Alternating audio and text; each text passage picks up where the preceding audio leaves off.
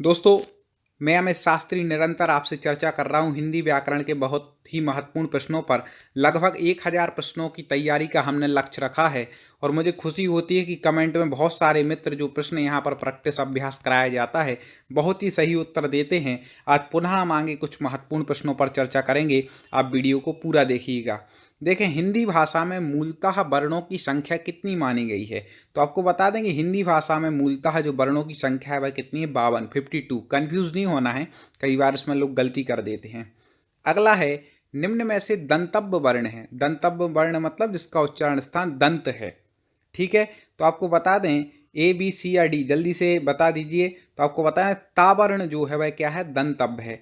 ठीक है, ता वर्ग के पूरे शब्द ता ता दा धा ये सब क्या है, दंतव्य है, मतलब इसका उच्चारण स्थान क्या है, दंत है। मैं आपको बता दूं पूरी यदि आपको तैयारी क्रम वाइज करनी है तो आप यूट्यूब पर सर्च करें टॉप 50 स्टडी, ये हमारा यूट्यूब चैनल है और इसमें क्रम से आपको पूरे हिंदी व्याकरण, हिंदी साहित्य, काव्य शास्त्र सब कुछ यहाँ पर मिल जाएगा। साथ ही साथ यदि आप संस्कृत की भी तैयारी करना चाहते हैं तो बहुत सारे वीडियो वहाँ पर मिल जाएंगे। तो आप top 50 study YouTube channel YouTube पर सर्च करके सब्सक्राइब कर लें और साथ ही साथ पूरे वीडियो देखें। अगला देखें, घा का उच्चारण स्थान क्या है। उच्चारण स्थान से संबंधित एक दो प्रश्न आते ही हैं जहाँ पर हिंदी पूछी जाए। तो आपको बता दें घा का उच्चारण स्थान है कंठ। क्यों? का वर्ग के सभी वर्ण का उच्चारण स्थान कंठ है, तो का खा गा घा। ठीक है, 4 नंबर पे आता है उसके उस पर, तो कंठ इसका क्या हो जाएगा, घा का उच्चारण स्थान हो जाएगा। आपको हमारे बताने से पहले कमेंट में जल्दी से उत्तर लिखना है। बिल्कुल कमेंट खोल करके आप तैयार रहें, जिससे हमारा समय भी बच सके अपन सबका और ज़्यादा से ज़्यादा प्रश्न भी कवर हों। आगे देखें, अभिवंदन से निर्मित विशेषण नहीं है। अभिवंदन शब्द है, उससे बना हुआ विशेषण क्या नहीं है। तो आपको बता दें अभिबंध, तो ये तो अभिवंदन से बना है। अभिवंदनीय भी है, अभिवंदित भी, हाँ अभिवादित नहीं है। ठीक है, तो इसका उत्तर क्या हो जाएगा, बी अभिवादित। बहुत महत्वपूर्ण है, विशेषण पूछे जाते हैं। अगला देखें, निम्नलिखित में से कौन सा विशेषण शब्द संज्ञा शब्द से नहीं बना हुआ है। कौन सा ऐसा विशेषण शब्द है जो संज्ञा शब्द से मिलकर के नहीं बना है। 4 ऑप्शन है, ए बी सी या डी, जल्दी से बताइए। तो आपको बता दें दैनिक। ठीक है, तो यहाँ बोले दैनिक, तो दिन क्या है, एक संज्ञा है, उससे बना है। ग्रामीण, ग्रामीण बना है ग्राम से, तो ये भी है। भारत भी एक संज्ञा है, उससे मिलकर के भारतीय बना है। तो बाहरी जो है वह संज्ञा शब्द से मिलकर के बना हुआ नहीं है। ठीक है, बाकी विशेषण क्या है, संज्ञा शब्द से मिलकर के बने हैं। इस प्रकार से आप इसको लगा सकते हैं। पिछले वीडियो आपने हमारे पिछले पार्ट ना देखे हो, बहुत सारे पार्ट अपलोड हो चुके हैं, तो हमारे चैनल पर आप जाकर के प्ले लिस्ट में जाकर के टॉप 50 स्टडी सर्च करें। प्ले लिस्ट में जाएं, वहाँ पर हिंदी की आपको प्ले लिस्ट मिलेगी। उसमें लगभग ज़्यादा नहीं होंगे तो 20 वीडियो अभी आपको मिल जाएंगे। निम्नलिखित में से कर्मवाच्य का उदाहरण है। देखो 3 वाच्य होते हैं, कर्तृवाच्य, कर्मवाच्य, भाववाच्य। तो आपको कर्मवाच्य का यहाँ पर उदाहरण बतलाना है। जल्दी से बतला दीजिए कर्मवाच्य का उदाहरण। तो कलाकार मूर्ति गढ़ता नहीं, तो कर्तृवाच्य का हो गया, मुझे अब नहीं चला जाता, ये भाववाच्य का हो गया। नानी द्वारा कहानी सुनाई गई, यही है कर्मवाच्य का, नानी द्वारा कहानी सुनाई गई। ठीक है, मैं प्रतिदिन खेल खेलता हूँ, ये तो कर्तृवाच्य का उदाहरण हो गया। ठीक है, इस प्रकार से कर्मवाच्य का क्या हो गया, नानी द्वारा कहानी सुनाई गई, याद रखिएगा। अगला देखें, राम नहीं जाता है, वाक्य का भाववाच्य में परिवर्तन रूप होगा। राम नहीं जाता है, भाववाच्य बनाना है, तो हमने ट्रिक बताई थी, इसको पढ़ाया है पूरा। तो राम से जाया नहीं जाता है, क्या हो जाएगा, राम से जाया नहीं जाता है, भाववाच्य हो जाएगा। वह दौड़कर चलता है, वाक्य में क्रिया है, वह दौड़कर चलता है। जल्दी से बताइए कमेंट में उत्तर, कमेंट खोल करके रखें। तो वह क्या, वह दौड़कर चलता है, मतलब पहले दौड़ता है फिर चलता है, तो वह कौन सी क्रिया हो जाएगी, पूर्वकालिक क्रिया। मतलब पूर्व में दौड़ रहा है फिर चल रहा है, इसलिए क्या हो जाएगी, पूर्वकालिक क्रिया यहाँ पर हो जाएगी। निम्नलिखित शब्दों में से स्त्रीलिंग शब्द को पहचानिए। दोस्तों क्वेश्चन पसंद आ रहे हो तो वीडियो एक बार लाइक जरूर कर दीजिए।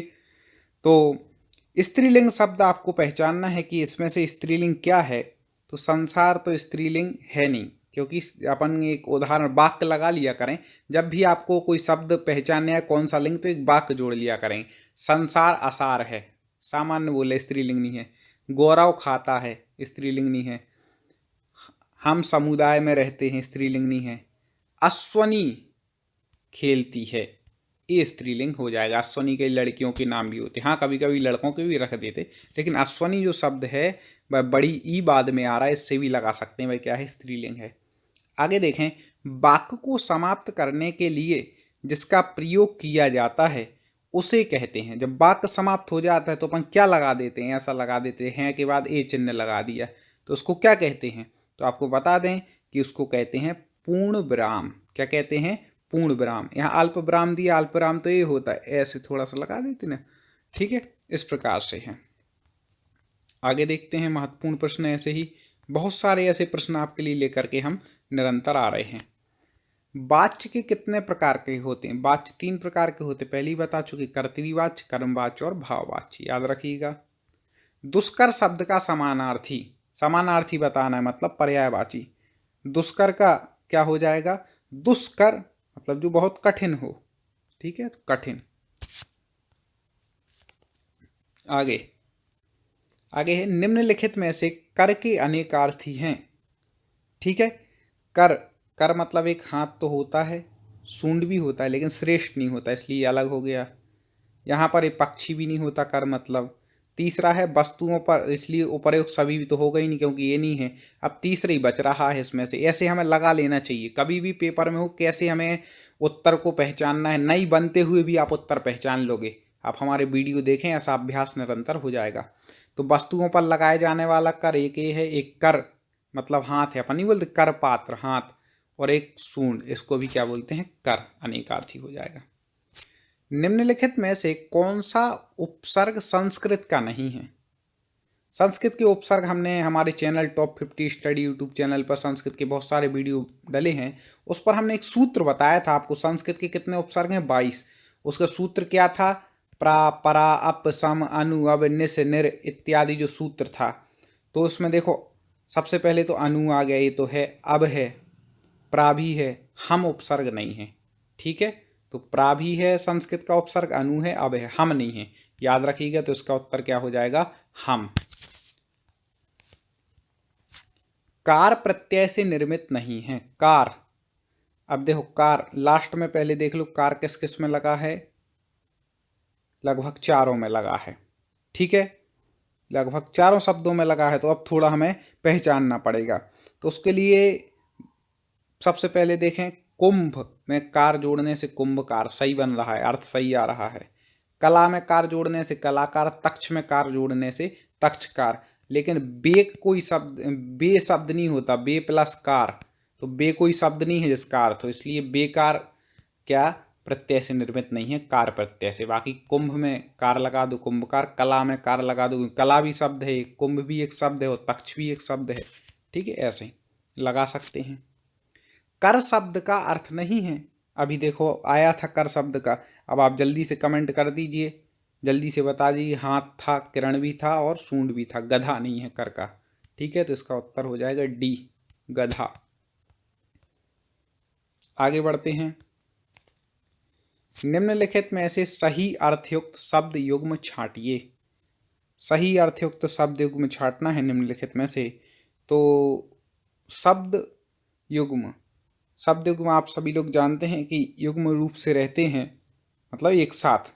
तो ग्रंथि का अर्थ यहाँ पर डी हो जाएगा। वैसे ग्रंथि का अर्थ गांठ होता है और ग्रंथ का अर्थ पुस्तक होता है। ठीक है, जलज का अर्थ यहाँ पर बादल है, ठीक है, लेकिन जलद ठीक नहीं है। तो यहाँ पर सही अर्थयुक्त अपन को छांटना, तो ग्रंथ का अर्थ होता है गांठ और ग्रंथ का अर्थ होता है पुस्तक, इसलिए बिल्कुल सही हो जाएगा। ठीक है, बाकी 3 में गलत दिया हुआ है। कैसे गलत दिया हुआ है, यदि आपको इसको पहचानना है तो आपके लिए बता दें कि क्षति मतलब हानि सही है, लेकिन क्षति मतलब दोष नहीं होता। क्षति मतलब तो पृथ्वी होती है। अम्ब मतलब अवश्य नहीं होता है। अम्बु मतलब तो जल होता है। ठीक है, इसलिए जलद मतलब बादल ठीक है, और जलद मतलब जलज मतलब बादल ठीक है, लेकिन जलद मतलब कमल ठीक नहीं, इसलिए डी बिल्कुल परफेक्ट है। चले आगे बढ़ें। भयभीत का समास विग्रह होगा। भयभीत ये पंचमी समास का सबसे प्रसिद्ध उदाहरण है। संस्कृत में लिया जाए, हिंदी में तो अपादान समास का सबसे, जो तत्पुरुष समास के अंतर्गत अपादान आता है, उसका सबसे प्रसिद्ध उदाहरण है। तो जल्दी आपको बता दें कि भय से भीत, ठीक है, भीत्यर्थानाम भय हेतु, ये संस्कृत का सूत्र है, इसमें बताते हैं कि भय के अर्थ में पंचमी विभक्ति होती है, भय से भीत, ठीक है। तो भयभीत, भय से भीत पहला हो जाएगा। आगे देखें, द्वंद्व समास का उदाहरण नहीं है। द्वंद्व समास के लिए हमने बताया था आपस में दो चीज़ों के बीच में द्वंद्व होता है, वो दो चीज़ें विपरीतार्थक भी हो सकती हैं। तो अब द्वंद्व समास का उदाहरण नहीं है, आपको बताएं। कपड़े लत्ते ये तो है, बोलते ही हैं अपन इसमें। पान तंबाकू ये भी एक साथ जुड़े रहते हैं। राग विराग ये भी ठीक है। घर घर, घर घर में द्वंद्व नहीं हो रहा, क्योंकि वहाँ तो एक ही से हैं, घर और घर समान नहीं होना चाहिए, ठीक है। घर घर नहीं है। बाकी कपड़े लत्ते, पान तंबाकू, राग विराग, इनमें क्या है, द्वंद्व समास है। कोई भी आपका इससे संबंधित क्वेश्चन हो तो आप कमेंट में लिख दिया करें, जो आपको बात समझ में ना आ रही हो तो उसकी हम बताने का प्रयास करेंगे। आगे देखें, किस समूह में यण संधि रहित शब्द है। यण संधि से रहित शब्द है, बाकी यण संधि होना चाहिए, लेकिन उससे रहित कौन से उसमें शब्द है, तो चलिए अपन छांट लेते। अन्वित यण संधि का उदाहरण है, क्योंकि हमने आपको बताया था या, वा, रा और ला, ठीक है, इन शब्दों के पहले कोई आधा शब्द जुड़ा होगा तो ये ट्रिक थी कि वो यण संधि होती है, ठीक है। तो यहाँ पर जैसे बा में आधा शब्द जुड़ा है, यहाँ पर या में आधा शब्द जुड़ा है, यहाँ में भी आधा। तो आप हमारी ट्रिक से ही, आप हमारे चैनल टॉप 50 स्टडी पे जाएं, संस्कृत का वीडियो देख लें, तो आपको एक बार में हमेशा के लिए संस्कृत के संधि बनने लगेगी। तो अन्वित, अन्वित में भी है, सख्युचित में, न्यून में है, ठीक है। तो इसमें तो हो गई। अब देखें, पितृनुमति, पितृधन अनुमति से, इसमें भी यण संधि है, ठीक है। यद्यपि, यदि प्लस अपि में भी यण संधि है, यदि प्लस अपि में भी क्या है, यण संधि है। और अगला है षडानन, नहीं इसमें नहीं है भैया, षट प्लस आनन, इसमें तो व्यंजन संधि है षडानन में। तो ए बी उत्तर इसका हो जाएगा कि ये यण संधि से रहित है। इसके दो तो ठीक है, पितृनुमति और ये, लेकिन षडानन में नहीं है। बाकी मातृ प्लस आनंद मात्रानंद बन जाएगा। नद्यर्पण, नदी प्लस अर्पण। देव्यागमन, देवी प्लस आगमन, ठीक है, ये हो जाएगा। तो देवी प्लस ऐश्वर्य से देवेश्वर बन जाएगा यण संधि में। प्रत्युपकार, प्रति प्लस उपकार से प्रत्युपकार बन जाएगा यण संधि में। नद्युर्मी, नदी प्लस उर्मी से नद्योर्मी बन जाएगा। तो इस प्रकार से ये सब कुछ यण संधि के उदाहरण हैं, इतने सारे आप देख लीजिए। और ए भी दो हैं, केवल एक षडानन नहीं है। इस प्रकार से आपका बहुत सा अभ्यास, एक प्रश्न में आपके कई प्रश्न निपट गए। ऐसे हमें पढ़ना है, ऐसी ही तैयारी हम पहले कई वीडियो में ला चुके हैं और आगे ला रहे हैं। इसलिए मैं कह रहा हूं कि यदि तक अभी तक आपने हमारे यूट्यूब चैनल को सब्सक्राइब ना किया हो तो ज़रूर आप यूट्यूब पर सर्च करें, इसको सब्सक्राइब कर लें। निम्नलिखित में से कौन से शब्द में विसर्ग संधि है। अब विसर्ग संधि आपको बतलाएं तो अभी हमने ट्रिक बताई थी कि आधा शब्द जुड़ा होगा या के पहले तो यण संधि होती है। तो अति प्लस अधिक से क्या बन जाएगी, अत्यधिक में यण संधि, मतलब इसमें नहीं है भैया, विसर्ग पूछ रहे। अब मनोकूल, मनोनुकूल, तो मनः प्लस अनुकूल से मनोनुकूल यहाँ पर बनता है, तो ये विसर्ग संधि का उदाहरण है, मनः प्लस अनुकूल से, ठीक है। बाकी उत्तम दिया है तो ये भी नहीं हो जाएगा। तन्मय, तत् धनमय, ये व्यंजन संधि का उदाहरण है, तत् धनमय से तन्मय बन जाता है। आगे देखते हैं, टेढ़ी कीर होना, मुहावरे का सही अर्थ आप बता दीजिए, जल्दी से बता दीजिए फटाफट, ए बी सी या डी कमेंट में उत्तर दें। तो आपको बता दें, टेढ़ी खीर होना मतलब होता है कठिन काम करना, ठीक है, याद रखिएगा। आगे पिछले वीडियो ना देखे हो तो छोड़िएगा मत दोस्तों, प्लेलिस्ट में जा कर के जरूर देख लीजिएगा। मौके का फ़ायदा उठाना के लिए लोकोक्ति है। मौके का फ़ायदा उठाना, कई लोग उठाते हैं भाई, तो उसकी सही लोकोक्ति यही है कि भैया बहती गंगा में हाथ धोला। अपन नहीं कहते भैया मौका मिला ऐसा, हमने भी बहती गंगा में हाथ धो लिया, तो वही मौके का फ़ायदा उठाना मतलब बहती गंगा में हाथ धो लेना। अष्ट का तद्भव होगा, अष्ट मतलब होता है 8, अष्ट संस्कृत में बोलते हैं, 8 उसको हिंदी तद्भव रूप में। आगे देखते हैं, निम्नलिखित शब्दों में से कौन सा तत्सम नहीं है? तत्सम शब्द नहीं है निम्नलिखित में से, जल्दी से बता दीजिए। 4 शब्द यहाँ पर दिए हैं। कुसुम तो तत्सम है, फूल का अर्थ है, भूसिका भी है, वंश भी। हाँ, नेह नहीं है, नेह तत्सम नहीं है, याद रखिएगा। नेत्र जो है ना, उनको तद्भव में नेह कहते हैं, तो ये तत्सम नहीं है, नेह। इस शब्द को आप याद रखिएगा। तो ऐसे अभी इतने वीडियो पे आज हमने चर्चा कर ली, बहुत लंबा वीडियो भी ना हो और थोड़े थोड़े प्रश्न हमें याद भी होते जाएं, क्योंकि हम बहुत लंबा कर दें, आपको एक साथ 70-80 प्रश्न बता दें, याद नहीं कर पाए तो क्या मतलब। इसलिए हम थोड़े थोड़े 25-25, 30-30 प्रश्न लेकर के आ रहे हैं। आप प्रत्येक वीडियो को देखें 10-12 मिनट में। यदि आपको इतने क्वेश्चन होते हैं और आपके पेपर में कुछ क्वेश्चन भी आ गए तो आपके लिए बहुत महत्वपूर्ण हो जाएगा।